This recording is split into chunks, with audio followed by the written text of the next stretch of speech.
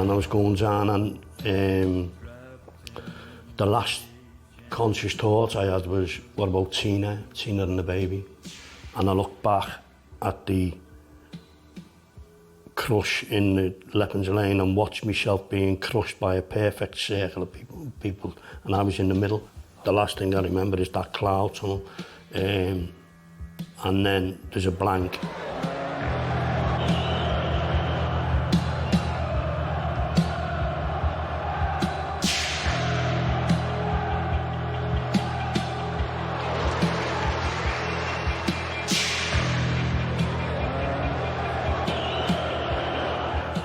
And the next thing is I feel being battered on my chest, as if I'm getting all on my torso, and I can't feel my arms and legs, but I'm getting thumps on my chest. It might have been CPR, and people have picked me up and passed me back in the crowd. I don't know, but that's the way I make sense of it.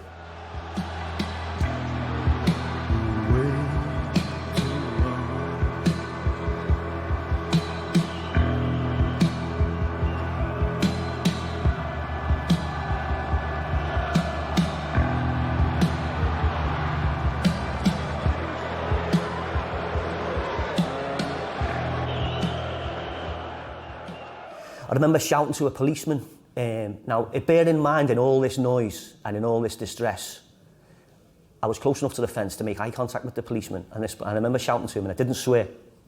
It was almost in slow motion. This young police officer just mouthed at me and pointed at me, and he just mouthed, "Get back." Now, I had no room for manoeuvre. We were trapped. You've seen the images of the people crushed against that fence. That's the view that policeman had. When they were literally staring people in the face who were dying in front of them, they were, first of all, unwilling, and then I think incapable of going to their rescue, because people were dying in front of them. Human beings were dying in front of them, and I can only assume that their attitude was, well, you know, they've brought it on themselves. You know, if they're going to behave like that, they've brought it on themselves. It's their fault. Ambulances were sent to the stadium, but more than 40 of them remained outside. It had been wrongly reported that the situation inside was crowd unrest, not crushing.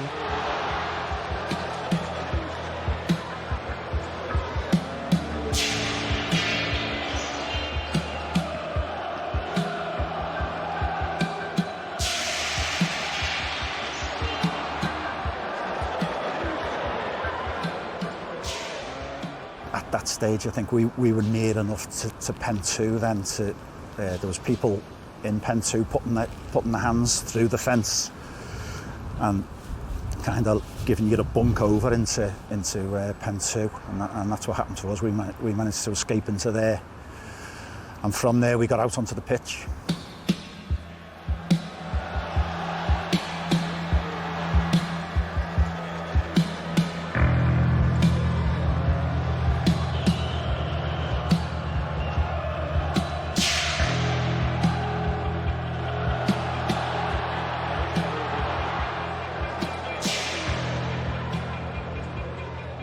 And in those days, there's no mobile phones. So you'd pick a landmark and say, well, we'll meet there after the game. And I waited there at this place, the pre-arranged place, and I waited for what seemed like forever. So I waited for ages, and there was other people coming back in the street and everything. And then sometime later, my 3 friends who had came to the game with come round the corner together. And they ran to me. And we hugged each other. And people like to shake hands when they meet each other these days and hug each other, but back in the 1980s, young men didn't do that. It was very emotional. When you were all together after the game, because you were walking around in the days, you didn't know where you'd parked the van. You didn't know where you were going. And I ended up in a fruit and veg shop, and they just said, you need to phone home. And I phoned my parents and said, I'm alive. And they were saying, oh, it's going up from 30 to 40 to 50, to just the death toll. So I went to bed and I cried myself to sleep. And then my mum woke me up in the morning, and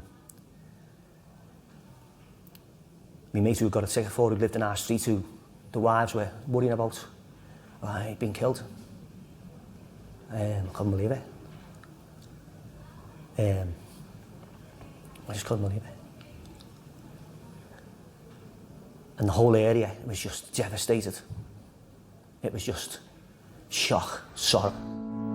When you walk through a storm, hold your head up high and don't be afraid of the dark. At the end of the storm is a golden sky and the sweet silver song of the lark. Walk on through the wind, walk on through the rain, though your dreams be tossed and blown. Walk on with hope in your heart, and you'll never